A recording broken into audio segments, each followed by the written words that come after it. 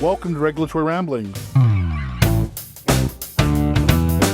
Our podcast today is brought to you by the University of Hong Kong's RegTech Lab, the HKU SCF FinTech Academy, the Asia Global Institute, and the HKU edX Professional Certificate in FinTech, with support from the university's Faculty of Law. I'm your host, Ajay Shamdasani. Today's broadcast is Mideast-centric, specifically the United Arab Emirates, and in particular its most renowned emirate or city, Dubai. In our spotlight section, we'll be joined by two returning guests, Syed Ahmed, FinStep Asia, and Mark Nuttall, founder of the Dubai-based Foster's consultancy, to discuss the proposition, what has made Dubai such a success in the virtual asset space over other jurisdictions. Since the start of the decade, Dubai has made a name for itself in the crypto arena. After that, we'll speak to authors Jame DiBiasio and Charles Dossi about their new book entitled Arabian Crypto, about digital asset pioneers in the UAE, also centered on Dubai. But first, a recent LinkedIn post from Anton Galoob, the chief business officer of the Freedex crypto exchange in Dubai, helps put things in perspective. Dubai became the world's largest regulated crypto market, he said. Not New York, not London, not Singapore. Now, personally, Dubai, it's not bad for a place that well into the early 90s only had one major Western-style shopping mall to speak of, the famed Al Ghurair Center. But as Mr. Galoob tells us, consider this: the Emirate has, for the year-to-date 2025, logged over 2.5 trillion dirhams in regulated virtual asset transactions. That's 681 billion US dollars. Dubai also boasts over 40 licensed entities under the oversight of the Virtual Asset Regulatory Authority, or VARA, the first such regulator of its kind in the world, which was launched in 2022. Dubai has also fined 19 firms under clear enforcement measures. And more broadly, Abu Dhabi, the UAE's capital, has made a $2 billion institutional investment into Binance. As Anton goes on to say, quote, all of this in just 3 years. The thing that Dubai understood is what others didn't. Planning matters, but execution is key. While other jurisdictions quibbled about definitions, the UAE built its fintech infrastructure for the growth and development yet to come. To quote Anton, while Europe buried itself in mica, Dubai executed. While the US chased headlines, VARA licensed markets. And of VARA's creation, he said, it was built like sovereign infrastructure. Every major exchange, Binance, OKK, Bybit, move fast to comply. And as he put it, this wasn't about crypto friendly. It was about crypto integrated. And I think that's enough of a preface. I think that sets the stage. Now let's turn to our guests. Musheer Ahmed has over 18 years of extensive experience as an ecosystem builder in the realms of capital markets, fintech, and virtual assets. That includes a decade as global markets trader prior to coming to Hong Kong to attain his MBA from the University of Hong Kong and London Business School's joint program. Since 2016, he's contributed extensively to building the region's fintech and virtual assets environment, particularly as the co-founder and concurrent board member and inaugural general manager of the Fintech Association of Hong Kong. For the past 5 years, he's been the managing director of FinStep Asia, a firm which he founded. And in the interim, he was a financial regulator in Dubai from October 2022 to January 2024. He served as a financial markets risk assurance lead with VARA in Dubai. Mark Nuttall is an executive and geopolitical advisor and strategic deal facilitator. With over 25 years of experience in strategic leadership, risk management, and business development, he's held roles at the Metropolitan Police in London, Thomson Reuters, Interpol, and Hill & Associates. He founded the Faustus Consultancy and the Iron Club, and offers his executive advisory services working across the Asia-Pacific, MENA, and Europe to drive growth, optimize operations, facilitate deals, and enhance governance. Particularly when it comes to risk management and governance, he's implemented plans focused on risk mitigation, resilience, improving governance standards, and has also managed complex investigations and multi-agency operations. In terms of his subject matter expertise, He's delivered advisory services on governance, compliance, risk reduction, finance, leadership, geopolitics, anti-money laundering, resilience, security, and ESG in contemporary times. He's also provided keynote speakers and mentorship to C-suite and geopolitical audiences. And with that, I turn over to our guests. Musheer and Mark, thank you so much for joining us. Thanks for having us, Ajay. Pleasure to be back. It's always a pleasure, AJ, and I think you've already done our job for us. I think we can go home now. You've done everything. Well, I mean, let me turn to you first, Musheer. I mean, given that Sure. you worked for VARA, I mean, so you've got a unique perspective. I mean, I hope at some point you will write your memoirs about, my 18 months as a regulator. But why was Dubai successful? I mean, even when this program started in 2022, even then it was, it was clear Dubai was ahead of the pack. But just 2 years earlier in 2020, people were talking about a race between Hong Kong and Singapore appeared to be in the lead. But yet by 2022, you come around to then, and it turns out, okay, well, Singapore is stalled. No one's getting approved. Everything's on provisional. And there has been progress since then. Even Hong Kong's regulatory apparatus has evolved. But I mean, that's more reactionary. That came after the fact, after Dubai had already staked its pole as the first. Why was Dubai so successful? Thanks, Ajay, for that question. A clear disclaimer, the views are completely of my own. Nothing in this is endorsed or validated or a reference to the Virtual Assets Regulatory Authority of Dubai or any other regulator that I've worked with. Now, Understood. for me, Dubai kind of encapsulates the term impossible is nothing. It's a cultural thing, right? It's a mindset that boils down in Dubai, but broadly also in the UAE, but specifically in Dubai with His Highness Sheikh Mohammed's views and how he has implemented and driven change in the Emirate, right? From the setup of the Burj Al Arab all the way to the Virtual Assets Authority to the future of AI and other elements. Now, why I'm mentioning this is I think it's a very important element to understand that when the leadership has such a strong culture of being able to evaluate risk, but also be very progressive in saying, okay, let's try this out. This can have XYZ benefit, and let's drive this, right? Telling me an implementation plan of how this would work, what would be the benefit, and I'm happy to support it and drive it for that matter for many of the initiatives. And that's what happened with Dubai as well, right? So when 2022 was just, it was the end of when COVID was being wrapped up in terms of lockdowns, etc. Dubai had already been open and welcoming visitors.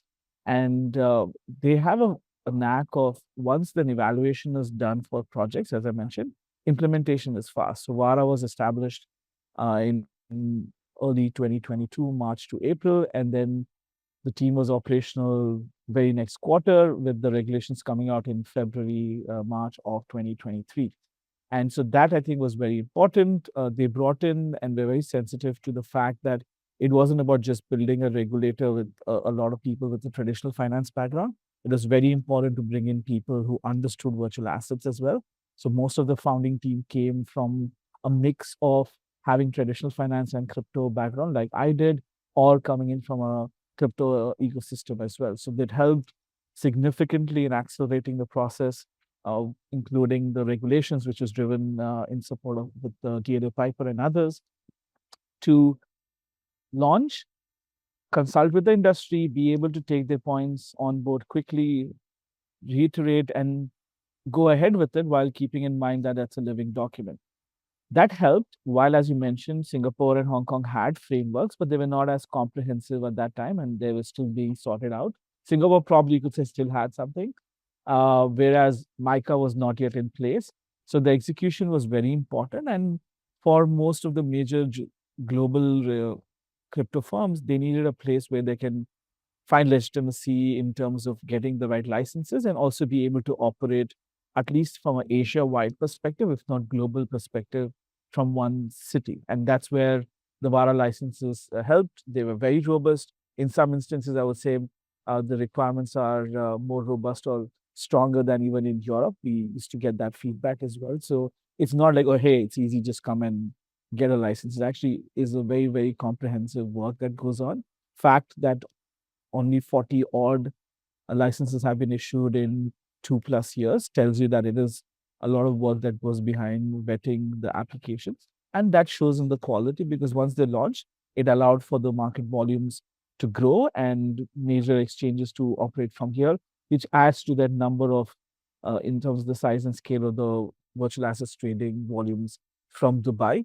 It's not only local, it's probably also includes regional and global numbers. Mark? I think we've got to realise as well that we're in the United Arab Emirates as a country. On top of this, VARA are extremely excellent at doing what they do for Dubai.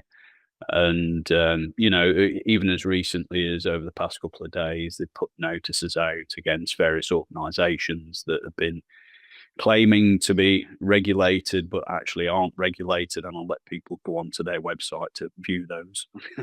But the entire infrastructure, because they're all also, obviously, we're talking about tokenization here as well.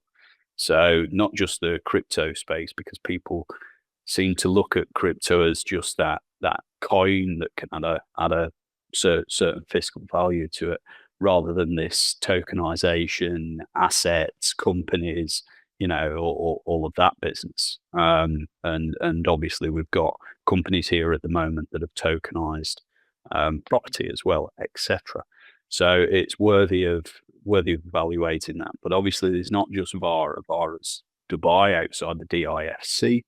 Then you've got the DFSA, which do the look after the DIFC itself. Then you've got ADGM with the FSRA, and you've got also the SCA as well, the onshore UAE outside those particular financial free zones and outside of Dubai. So what they've looked at doing here is, because obviously you've got various different levels of legalities here, jurisdictions, you've got 7 Emirates. You've also got now, obviously, Ras Al Khaimah coming online with the Win integrated resort. I won't use the other word for it over there. And over there, they've also got digital assets, Oasis as well. So the country's very bullish on this area. And it's very bullish on this area because, as Musheer quite rightly pointed out, this entire country is based on trade. It's trade first and foremost. And to have trade, you also need trust.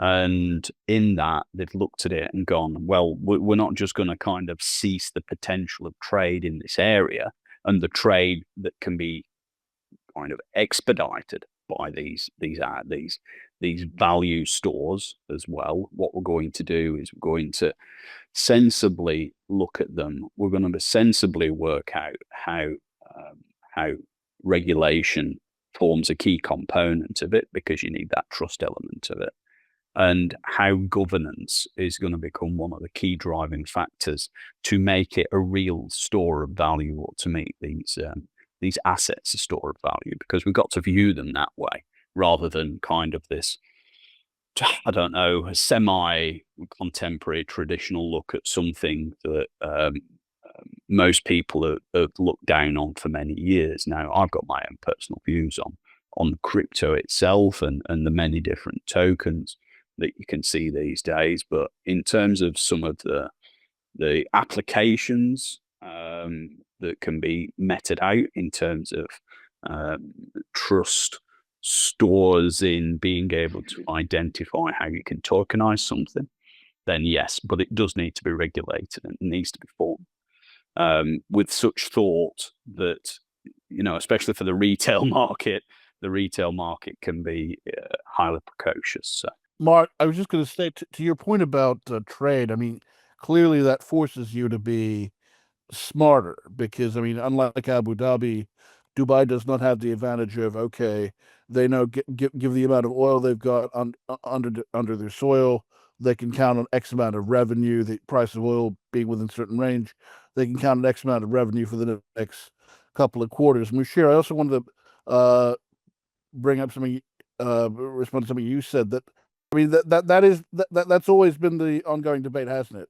Do you go with a plain vanilla general purpose regulator like the ADGM, a regulator that regulates securities and the capital markets, who also then happens to regulate virtual assets, or do you create a specialist regulator? And to your, there were concerns, and we've discussed this before, that there were concerns that virtual asset regulator focused on crypto might get too close to the industry, might bend over backwards to please them. And clearly that's not been the case. They've got their standards and they've got a reputation to maintain, because the old Dubai of the biggest of this, the widest of that, the deepest of that, Dubai was for the longest time known for novelties and shopping festivals and gimmicks and amusement and entertainment. But now they're being taken seriously Yep. when it comes to important stuff. And I don't think people fully appreciate how much Dubai has risen in the world.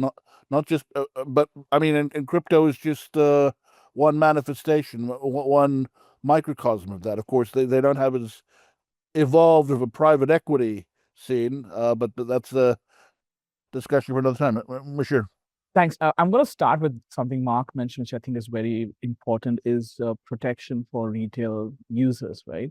So one of the drivers when you look at the regulations and setup of VARA was you have high engagement, involvement, usage of crypto by retail market in the Middle East. Dubai, UAE in general has seen numbers being high.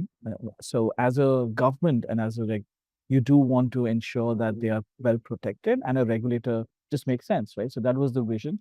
You can also say that now when we look at 2025 as this major turning point in the US policy with regards to virtual assets, going from very securities lens to now being like very, very much pro crypto across CFTC, SEC, and even the Fed.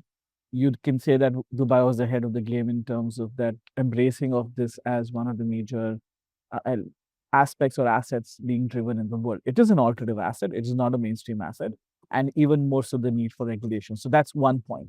The second piece about Dubai and the GDP, etc. One thing I want to highlight, quite often for people, Dubai is a country, right? I mean, you've lived there, you and Mark is there as well now, so we all get that distinction. But for many people, it's a bit like when we used to ask people what's the capital of the United States, people say New York without knowing Washington. But the Dubai is part of the UAE. Yes, it's an emirate, it has its own budget, it has its own focuses, but it's part of for the emirate. longest time, people thought Dubai was the capital of the UAE, much to the chagrin of Abu Dhabi. Correct, yeah.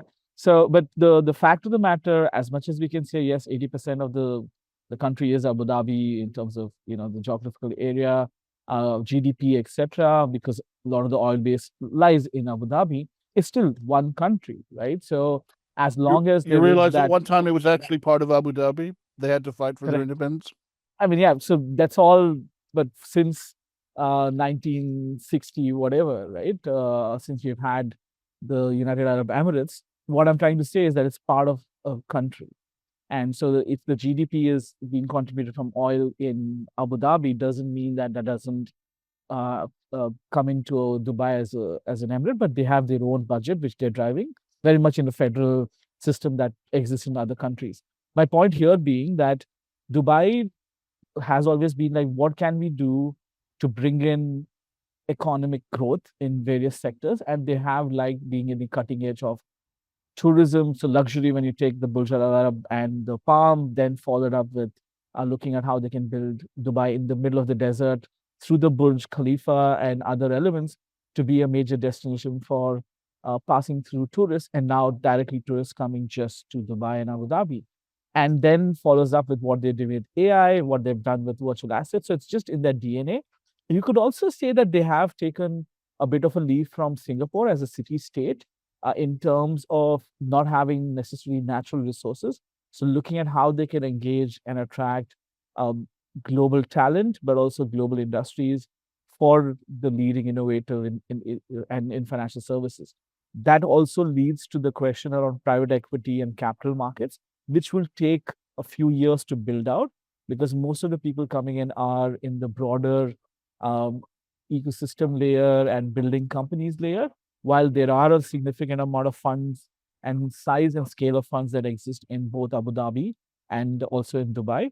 You will see that it will take time for capital markets to progress. Singapore is a classic example of having had significant growth in fintech and other technology, especially in the startup world, but not seen any major IPOs besides a couple of them from the e-commerce players that we've seen, but not really having the same depth of capital markets like a Hong Kong or a London or a New York, right? So I do believe there will be growth in that phase, but it'll take 5 to 10 years for the capital markets to grow in depth. But that doesn't stop the regulators and the government from pushing through. A last piece on this is you also have to look at the federal regulators, in particular CBUAE, who are been driving a lot of innovation and change, and ESCA now, who also have a federal level regulations in place for virtual assets. So what it provides is VARA regulates companies who are looking to set up in Dubai and operate in virtual assets. They get a registration with ESCA, which allows them to also operate on a federal level. While for the Russell Khaimahs of the world and other emirates, if they don't have a federal authority, if they don't have a regulatory authority locally for the emirate, that will then fall under ESTA, and they can then operate across the United Arab Emirates. Yeah, I want to quickly read the last part of Mr. Golub's post on LinkedIn, and I think he distills it down pretty well. And many of his points dovetail with yours, Musheer. A quote: "Why did it work? One, vision before regulation. The UAE understands digital assets are not about price; they're about power. Two, infrastructure before hype. Tiered licenses, real enforcement, credible frameworks. Three, integration before scale. Digital assets were woven into AI, banking, cloud, and sovereign funds. The result, Dubai now governs a trust infrastructure for a multi-trillion-dollar global asset class. The UAE is not waiting for the future, he says, it's building it." And then he goes on to point out, the things that to watch for in their agenda: the tokenization of real assets, CBDC-backed stablecoin flows, such as the digital dirham, the AI native financed via MGX, G42, Presight, on-chain financial infrastructure as a national policy. Quote: "If you're sitting in a crypto hub that can't even issue licenses, if your lawyers are still debating whether stablecoins are money, securities, or heresy, if your project is raising money in one country, banking in another, and listing in a third, come to Dubai. This is where execution beats excuses." End quote. It sums. I mean, he's being Pollyannish a little bit, but I mean, it's not as though he's deviating from the truth either. I mean, it is reflected by the reality on the ground. In the time we've got left, any closing remarks that you both like to leave our listeners with? So I think we need to look deeper as well in terms of what tokenization looks like, what it is, how it's a store of wealth, and people need to realize that, like anything, it's transient and of a contemporary age. Things will move on, and Dubai will move on with it, and so will the United Arab Emirates. I think the creation of Stargate over in Abu Dhabi, one of the world's largest data center as it's going to be, and not just data center, but artificial intelligence data center, that will change things tooth and nail. So I would say that don't just look at what is of today, look into the future, ladies and gentlemen. Thank you. Okay, great. And Musheer, UAE, in particular Dubai, is transforming. It is very welcoming. As an example, I got my 10-year golden visa within an 8-hour process because they have pre-approved, but to be able to run through that process. Thank you. But the fact that they could be so efficient and run through all of that, even for pre-qualified individuals, is very remarkable. So execution is very, very high. And what we are seeing, as you mentioned, is there's now strong substance. The population of Dubai has almost doubled over the last 10 years, and more people coming in. So you have high talent. It is evolving, but keep an eye out for how Dubai becomes one of the major financial centers globally, not just in the Middle East. So my expectation is the next 5 to 7 years, Dubai and Abu Dhabi as a joint twin cities as they were, or hubs will be very, very influential in the Asian world from both financial services as well as technology, running parallel with what we have seen from a Hong Kong and the Shenzhen play. It will take time to reach the scale of both the cities, given individually the cities have the GDP of the UAE, but you definitely will see them scale to a very strong positioning in the region. Can I just add something onto that as well, please, AJ? Sure. Which is, do not mark Ras Al Khaimah out of this because of the sheer nature of the Win integrated resort that's going in over there, plus the digital assets Oasis that they're creating. So people need to keep an eye on Ras Al Khaimah and watch what's going on over there. That's now becomes the Macau of the GBA, right, Mark? Correct. Well, I mean, people think of only Dubai and Abu Dhabi because really, one's the backbone, oil hub. One's the national capital. The other is the financial hub. And in terms of national legislation at the federal level, only Dubai and Abu Dhabi have veto power.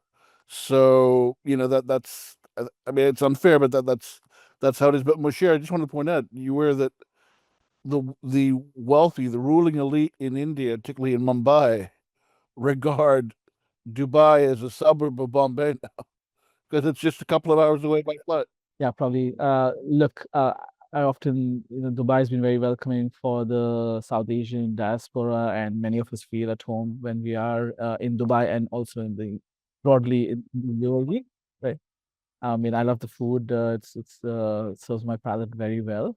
But the fact of the matter is, as I said, it's becoming a financial hub not just because of the regulations. It's also about where funds are moving, where people are seeing as a major hub. One of the drivers for Hong Kong and Singapore is the HNIs, right? The family offices who are coming in. So it's not just the sovereign wealth that is supporting a lot of the funds and VCs, etc., to set up base and push on in the UAE, but it's also a lot of the family offices and HNI or ultra HNIs coming in from South Asia, from Africa, who all feel very familiar with Dubai and are using the double taxation agreements and other benefits to set up their investment funds or move their family legacy wealth into Dubai. So it will, and Abu Dhabi is where we see most of the funds being set up.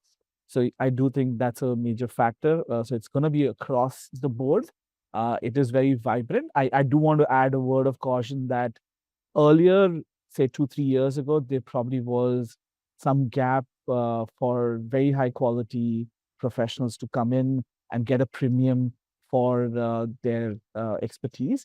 Now that gap is significantly reduced. You get on market probably similar to what you were getting in your home market because quite a few people want to come to Dubai. So it's no longer Dubai needing to go drive aggressively or promote itself heavily to bring people to the city. The world has done that for them. And you see the influencers and all the others who speak about how Dubai is, but people have worked in Dubai, people have experienced the lifestyle, and of course, the zero tax personal tax regime is a big benefactor. That is attracting a lot of people to come to Dubai as it is, and that adds to the development. Because when you see good talent coming with global expertise, it helps you build your companies and scale them faster.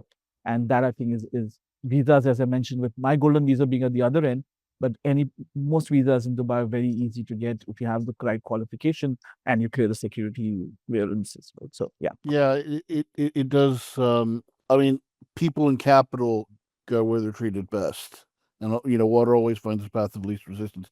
But anyway, gentlemen, thank you so much for your time. Thank you so much for having us.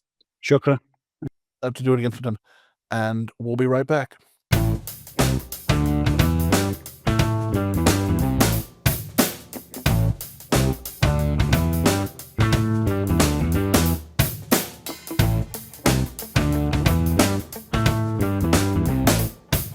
And we're back.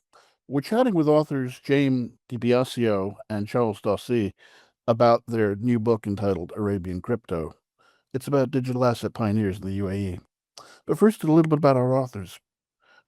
Jame DiBiasio has had quite a journey going from well-seasoned reporter to writer, editor, author, content creator, especially in the realm of fintech, leading ultimately to becoming a media entrepreneur, board director, and podcaster. He still regards himself as all the above, and as he puts it, leveraging experiences to provide bespoke story-based projects and to advise companies, end quote. Based in Hong Kong, he's currently the founder and managing partner of JDB Advisors and provides companies in fintech, financial services, wealth management, and digital assets with insight, advice, and services to support their growth narrative. The firm's edge is its ability to include media expertise, co-authorship, podcasting, writing, and research, as well as recruitment. Ultimately, he helps fintech and finance businesses with media, narrative, content, and governance. His firm, JDBA, also publishes its own in-house media, the JDB Report, covering tech and money. Without a doubt, James' passion is writing, and he is the author of about a dozen books, of which 5 are nonfiction. Other than Arabian crypto, his other titles include Planet VC, about the story of venture capital beyond Silicon Valley, Block Kong, in which he profiled blockchain leaders and entrepreneurs shaping the territory's, Hong Kong's virtual asset ecosystem, and Cowries to Crypto, the history of money. His non-business history books are The Story of Angkor and Who Killed the King of Bagan, each covering one of Southeast Asia's great temple civilizations. Jame also writes fiction under a pen name, which he encourages the rest of us to figure out. Charles Dawsey is based in Dubai and is the CEO of the DYDX Foundation, a community built around decentralized derivatives trading with, at its core, a decentralized finance, or DeFi, protocol for perpetual futures. Before joining DYDX, Charles served as the global head of business development at Consensus. His diverse career includes entrepreneurial ventures, executive roles at fintech startups, and a stint as the head of fintech with Invest Hong Kong, a quasi-governmental body. In 2018, Charles was recognized as a top 50 fintech influencer in Asia. His expertise in fintech and blockchain earned him widespread acclaim.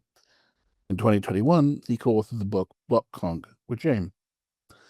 And as for the subject of today's discussion, Arabian crypto, it starts off with a key premise. The United Arab Emirates has exploded onto the crypto scene. Every important player, from exchanges to DeFi founders to TradFi bankers, are setting up shop in either Dubai or Abu Dhabi. But why the UAE? How did this nation of 10 million people become the leading global hub for crypto? And is it too late to join the party for those that fancy wanting to participate in the UAE growth story? Arabian crypto delves into the UAE's regulators, founders, and executives across the spectrum of digital assets to understand what makes this nation tick and how to do business there and how to make sense of the regulatory choices available. There are indeed some exciting projects being built there. And it all begs the question, what will it mean for how the UAE fits into the global industry of blockchain-enabled commerce? Brought to you by the authors, Arabian crypto is an entree into the cutting edge of East meets West innovation and the future of money. And with that, I turn to our guests. Gentlemen, thank you so much for joining us. Thanks, Ajay. Good to be here. Thanks for having us. If we go back to the forming of this show back in 2022, and I was going back and forth from here to Dubai, the fintech, the crypto scene was buzzing. Even then, people in Hong Kong and Singapore wondering what's up.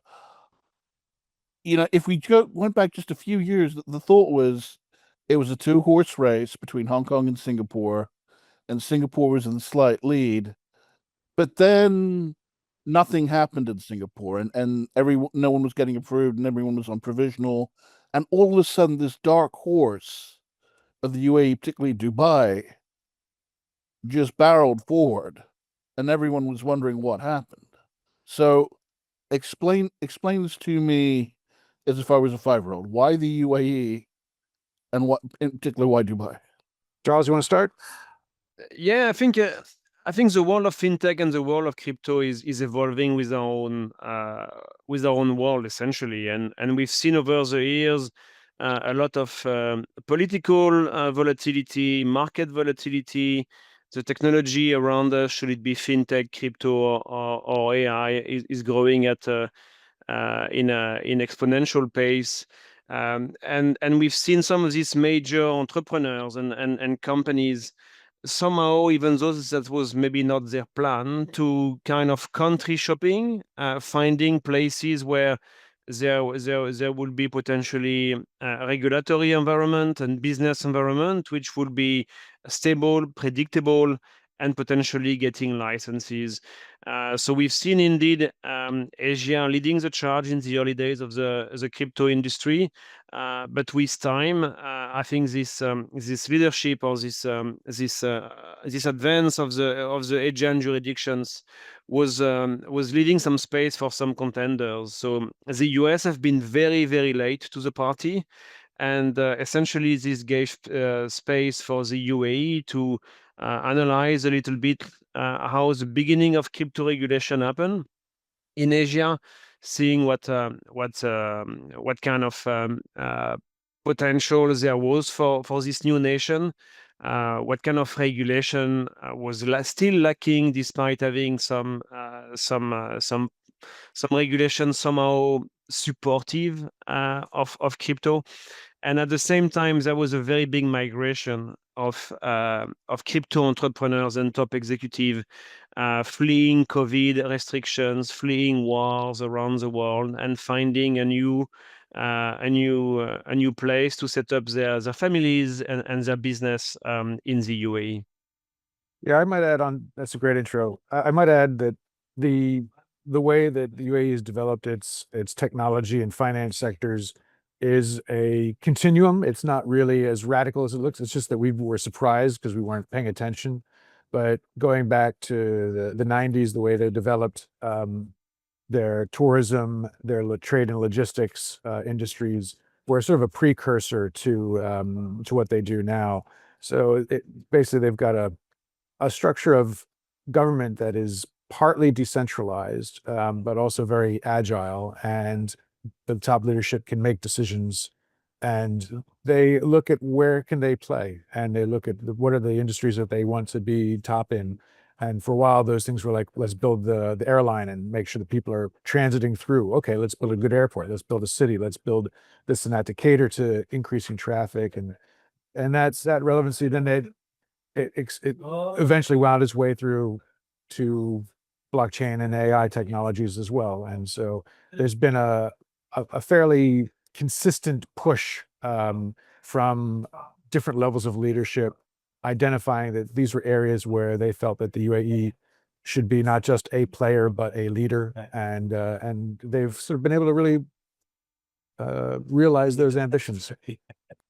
I mean, having visited I mean, I must confess, Dubai is a second home, having visited myself since April of '89. So I have seen the changes, and it was clear to me, '99, it was on a different trajectory, and it was solidified in 2003, 2004.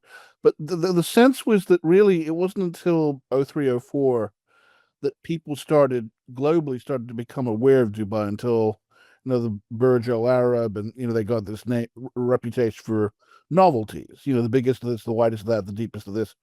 All of that. The tourist economy. That there was a feeling that, okay, these guys are good at some things, but there's a sense of these guys are Johnny-come-latelys. Whereas the thinking was, okay, Hong Kong, Singapore, established financial centers, stable, reliable legal systems, that would give us the edge. Because, the thing about the joke in Dubai is the rules and regs can say one thing now, and 6 months later, if the sheikh changes his mind, that they could change that. I mean, and then I also want to come to the issue of the regulator, the Virtual Asset Regulatory Authority in Dubai. I mean, it was lauded, it was touted as being a great thing when it came along, the first such regulator of its kind in the world, catering, specifically to the virtual asset community. But there's a concern then that maybe they've catered too much to them, pandered too much to them, bent over backwards to satisfy them, because you want those funds to come to your shores, so you might be more inclined to play fast and loose with the rules. Whereas established legal systems like Hong Kong and Singapore, that things naturally take more time. That there's more of a deliberative process. Is that an impediment though then to innovation? I'm not sure I agree with the premise. The UAE is, I mean, all places have their pros and cons. But I think the rules and regulations they've been putting in have been reasonable. Yes, there's been industry input into those, but I don't think there's anything there that's Of course, crazy perceptions can be compared to misleading. US. I Yeah. agree. Yeah. And yeah, so I think that overall they have so VARA is one regulatory body that was built from the ground up to be specifically about digital assets or virtual assets. But other regulators have also been innovating within their domains as financial regulators of one type or another. So I think it's actually this patchwork which is creates opportunities. Charles, you want to talk a little bit about some of what we found, talk to people about the different jurisdictions and the way things can work in the UAE? Yeah, that's very interesting indeed. What I found is, for the first time, as you may know, I used to be with the Hong Kong government as head of fintech some years ago. So I had the chance to work very closely with regulators in Hong Kong, building CBDCs with some other jurisdictions as well. And what we found very interesting is how the regulators in the UAE, specifically VARA, are built for purpose and are not kind of uh, pushed in existing regulator frame sets. So that's one thing. And what we learn also through the interviews together with Jame is, I would say there is an ambition from the regulators to grow this market, which you will seldom see in any other countries. Usually you have to go and knock at the door and bend in front of the regulators to hope to get a license, and this license can be removed from you anytime. In VARA, they quickly understood that if they wanted to make space for themselves, they will need to kind of reach out and pick some of the new type of activities. Crypto options is one example with Deribit, the world leader with more than 80% market shares in crypto options, and designing for them a special framework which is very, very complicated and demanding, but designed for purpose rather than waiting and letting this business go away. But when it comes to regulators, the UAE is rich of 6 different states, right? The main states which are the most active in terms of crypto are the state of Dubai with VARA, its dedicated regulator to crypto. But another one, which is a little bit less in the news, but extremely powerful as well, is ADGM. So essentially Abu Dhabi Global Market. And that's where the regulators in crypto is part of the securities regulators and banking regulators. It's essentially a dedicated department within an existing regulator framework. And they have two different views on how to kind of grow their respective market. They're somehow in some kind of competitions, which is also interesting. But Abu Dhabi is much more looking for very established players, which already have and existing securities licenses and wants to expand into crypto. They have more this kind of approach of an elite club, offering licenses to very large hedge funds or very established crypto players. Whereas VARA will also sometimes host some very strong and powerful players globally in crypto, but also playing an innovation card, having a team which is able to monitor on-chain the activity of their regulators. So it's very interesting to see how, when you build a modern set of regulations and a modern regulator, you can essentially fit with the industry and attract the industry. And I think there is clearly a global competition between countries to attract those new parts of the business. And we've seen in the US this kind of 180-degree change between an hostile industry towards crypto and after the President Trump came in, having regulators much more embracing, and the BlackRock of the world, all the banks jumping on the Genius Act and starting to issue stable coins. So these are very, very important pieces for I would say ambitions of any countries to get the right regulations and not too late.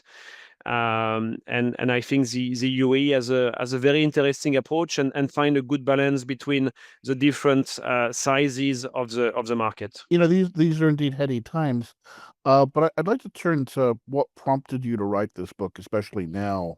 What do you feel it adds to the ever-growing body of literature on crypto and fintech more broadly?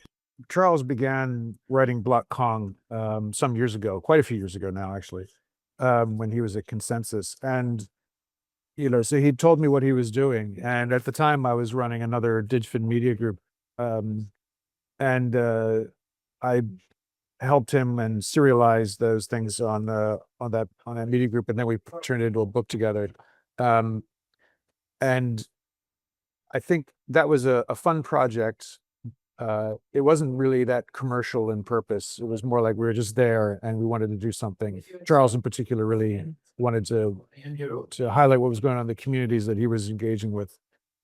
And then that was more like a fun project. And then after he moved to Dubai, he gave me a call one day. I was like, I think there's something really major going on here.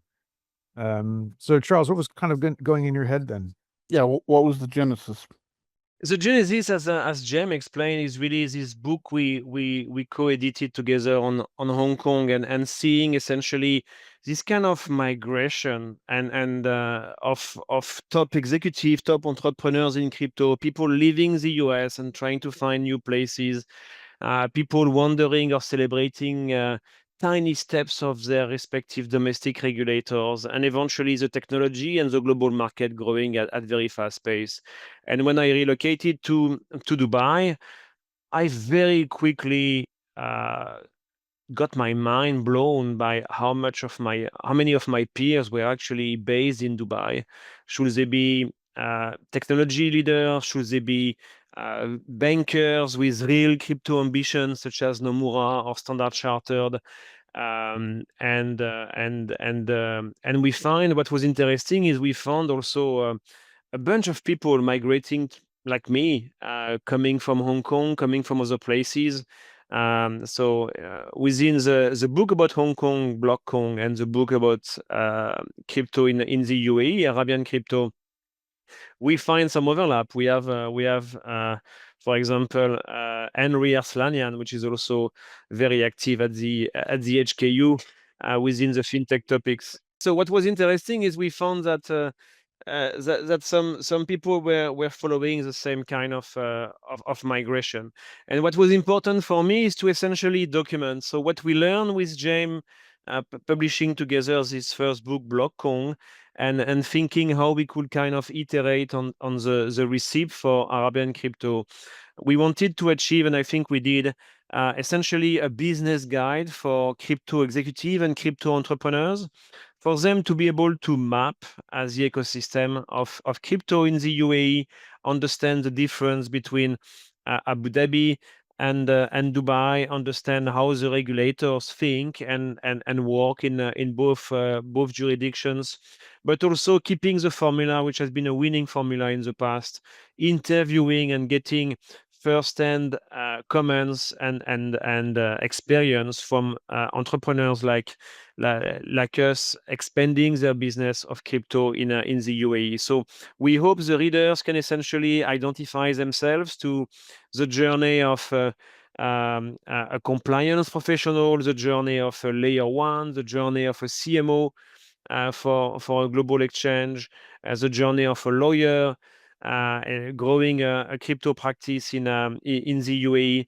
but also having some snippets within between chapters for the reader to understand a little bit more the history of the UAE, understanding the kind of framework the leaders of the UAE have, and how they grew and how they want to keep going their country over the years.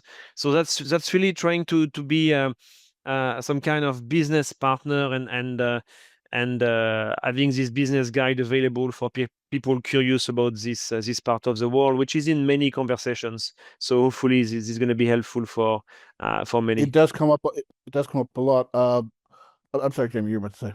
I was going to mention that some of the people we interviewed we also talked to people who were like really, building and working on interesting projects. There's a lot of innovative stuff that's being done there. And so the book gives you I think just a few snapshots of the variety of things going on. And I also think it'll be interesting, not just for people directly in the crypto business, but also regulators looking to understand how the UAE has got to where it is.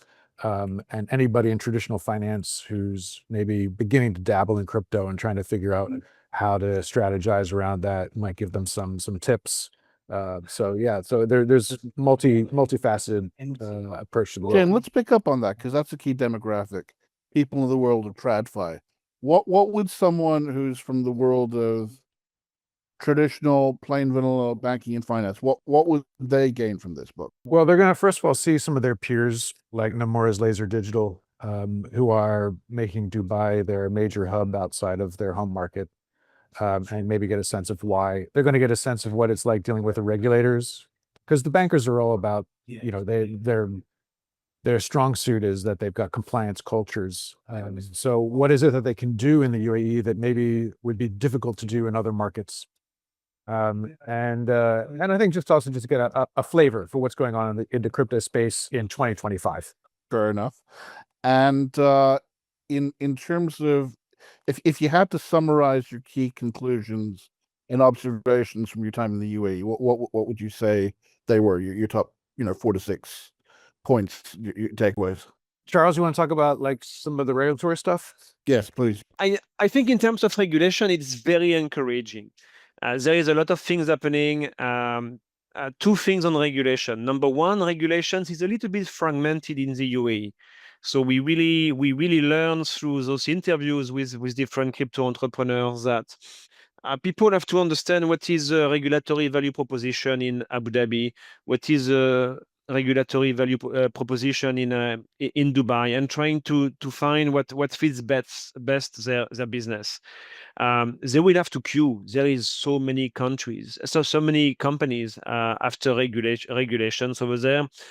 Word in the street are saying that there is close to 300 companies basically on the waiting list of VARA to obtain a license over there. So it's going to be quite a long process. On regulation as well, what we learn, and I believe it's 100% true, people have this image that maybe a license in the UAE is a quick thing and is not going to be too demanding. And we learn from top entrepreneurs here that actually the regulators wants to be creative in terms of licensing, but they remain extremely demanding. Well, they've got a reputation to maintain because in the past, people were willing to play fast and loose with rules in Dubai. Absolutely. And I think we can probably say the same in Hong Kong back a few decades before, right? So every country grows and kind of matures. That's right. Insider trading was at one time legal in Hong Kong before the Securities and Futures Ordinance. So yeah, your point's well taken. The fragmentation of regulations is real. People need to kind of understand what is the value proposition of both main states, such as Abu Dhabi and Dubai. I think if you're not really into strict regulations and licenses, you will probably not find what you need in the UAE. Licenses are available, but they are hard to obtain and hard to keep active. The regulators are demanding. This is not something you've seen maybe in the past, but it's definitely happening. And what is interesting, and I think a unique value proposition in the UAE so far, is regulators are very closely working with the industry. I would not be surprised that we see in the coming months decentralized finance regulations in the UAE. I learned this being a practitioner that there are some works in that direction, and that's something which will never happen over the next 2 to 3 years in Hong Kong, and let alone the US or let alone Europe as well. So we find them very close to the industry and kind of competitive and ambitious, while remaining more and more strict on the requirements. So that's probably why many entrepreneurs are attracted by the region. It's very refreshing conversations and type of regulators. So that's why it gets so much attention.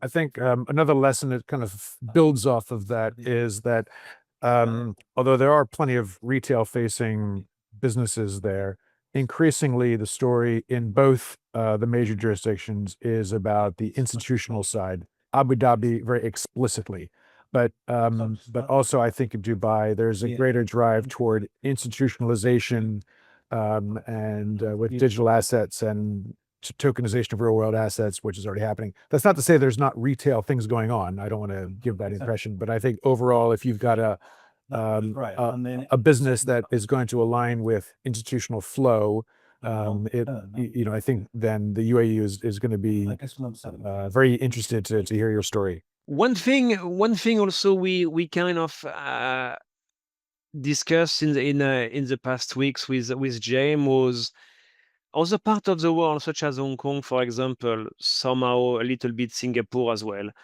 have a very mature capital markets industry and players around them. And that's probably something lacking in the UAE.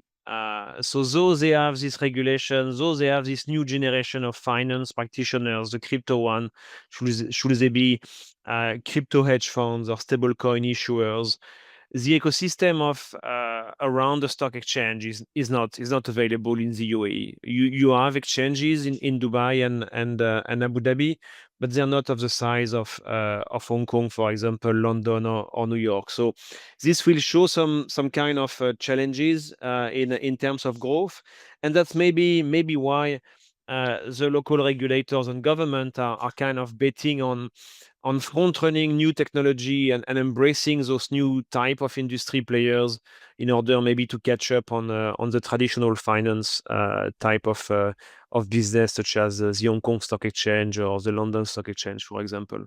So it's a very inspiring story, very inspiring set of entrepreneurs on the ground here next to us. But there is a few elements which keep the game open. So it's going to be very interesting in the coming years. One thing, just again to build on what Charles said, I think another challenge for the UAE is, when because Hong Kong has this, huge capital market and long-standing, so all the actors are here, the whole ecosystem is here, the entire range of financial services and related services are here. The UAE doesn't yet have a strong venture capital market. It doesn't yet have the strong university system. It doesn't have, it's not really yet primed to be a Silicon Valley type disruptive element. Will it go that way? I don't know. Maybe they prefer to be more like a Singapore or sort of like call it a Switzerland type model. But there's possibility that it over time could develop that if they want to allow that more sort of freewheeling style. But I think some of these things will develop over time. But there are still pieces of the story that are works in progress. Yeah, the story clearly is being told. Charles, I'd like to turn to you, given that you're based there. Do you get a sense that the other oil-rich GCC nations, I'm thinking of obviously Qatar, Kuwait, Bahrain, those around the UAE, those on its periphery, I don't know, perhaps even Oman, are they at all trying to copy, mimic, or to some extent Saudi perhaps, are they trying to copy the UAE's blueprint and any information on that and to what extent have they been successful or not? Yeah, that's an interesting question. We've heard here and there Bahrain. Bahrain has a set of licenses which seems to fit a few players. But the challenge of some of these GCC countries is that their domestic market is extremely small. The one place we are paying attention to is Saudi Arabia. It's interesting because they have a way larger domestic market, 25 million citizens, if I remember well. And they're also going through a big transformation, trying to diversify away from petrol-only type of economy. But in terms of GCC, Bahrain has probably gave away a few licenses, but nothing phenomenal. Everyone is having their eyes at Saudi, but from what we kind of reconcile from conversation, something's gonna happen over there, but it's not happening next year. It's probably gonna take like 2-3 years, and but it's gonna be probably bigger in the region because of the domestic market. But there is definitely an appetite over there from individual investors in the GCC, family offices, sovereign funds to invest in crypto. One example to illustrate that: one of the world's largest holder of Bitcoin is actually the sovereign fund from Abu Dhabi, which have been investing $400+ million at the time. It's probably close to 600 billion now in Bitcoin. They are also running Bitcoin mining farms here in the UAE, powered by nuclear energy. So I think there is also always this kind of regional competition between jurisdictions here. But definitely the UAE as kind of a way in advance against the others, and the next in the line is probably Saudi, but it's going to come a little bit later. I think the economy of Saudi has not evolved yet as much as the economy in the UAE, in terms of openness, in terms of flexibility with their cultural heritage. And that's something which helps also with the brand. Somehow, if you have a license from a country which is not kind of top of mind, it does not have the same effect on your business, and people will think twice before going into all this paperwork. But if your country brand is strong, if people feel and trust the place where the license is coming from, it is definitely helping. So UAE definitely at the top of the podium for now. Coming soon, Saudi and some other GCC countries, maybe like Bahrain, are doing a few things, but nothing of importance yet. It is true that licensure can instill market confidence, but I'm wondering, my final question, what can Hong Kong and Singapore learn from Dubai's example? And Jame, I'd like to put that to you first, because you've been here and you've been there, and that gives you some the ability to juxtapose. But I raised that because in my trips there since 2021, my private consulting clients, you go there, you attend events, you meet people, you gather market intelligence, you come back with a slew of business cards, and your clients, they're not interested in what can we learn from what Dubai's doing right. It's just, give me your business cards and who's willing to invest in our firm.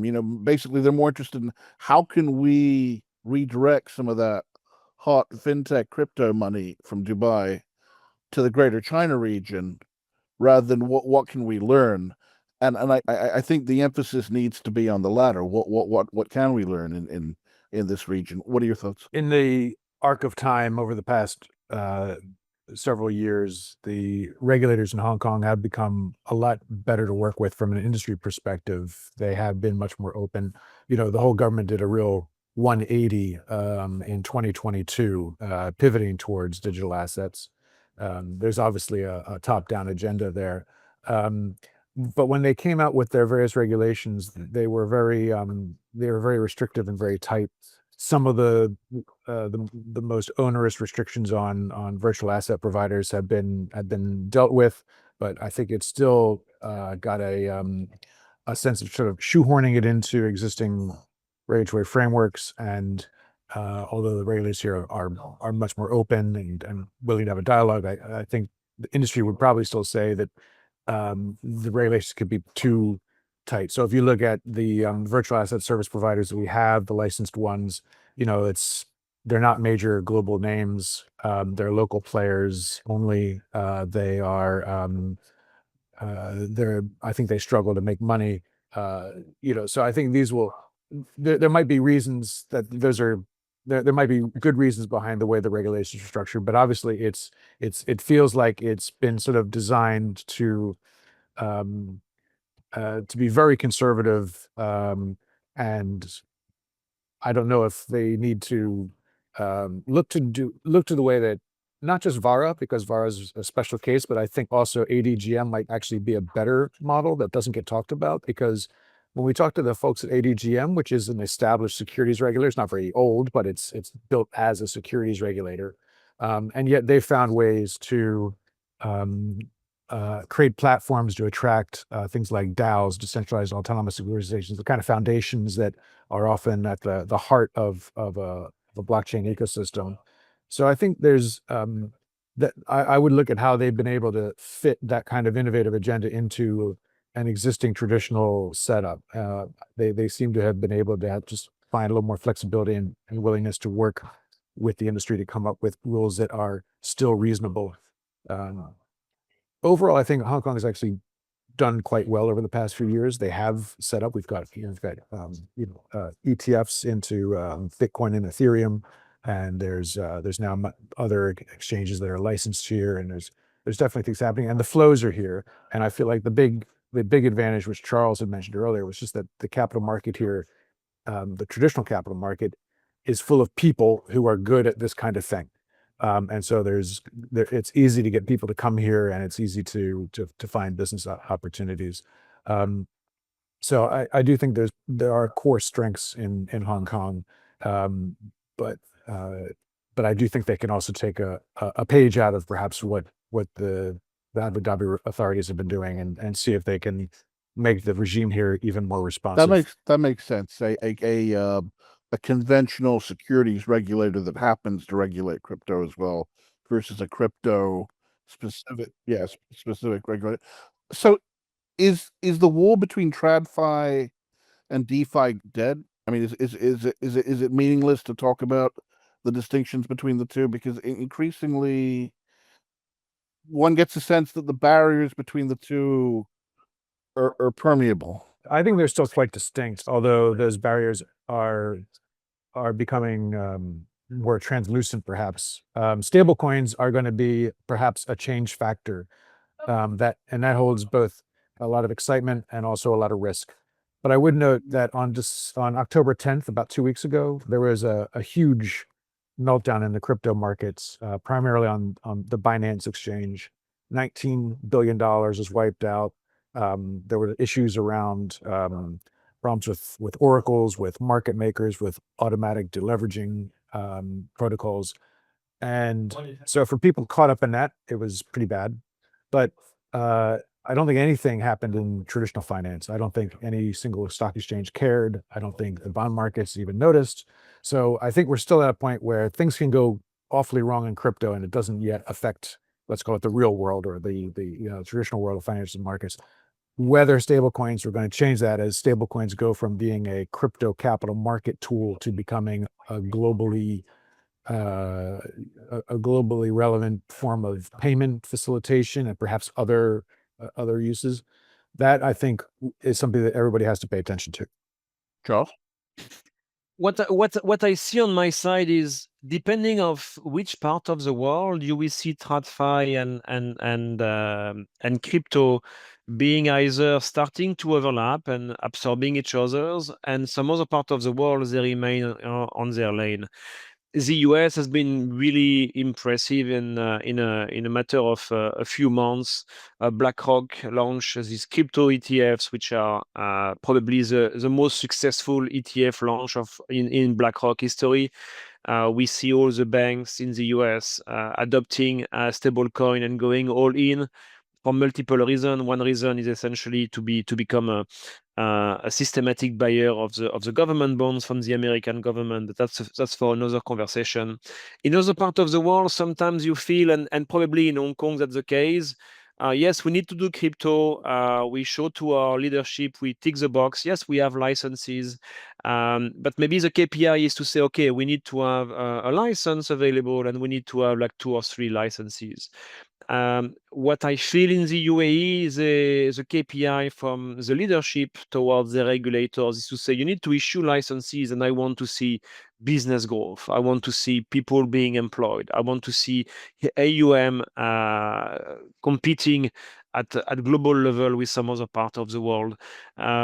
So we have the same in Europe, where government issue licenses, but eventually their licensee gets so much restrictions around this license that they're not in the game anymore, really. So it feels like, yes, this competition between regulations is happening in a different pace, different in different part of the world, and some places the lanes are still very well defined between crypto and TradFi.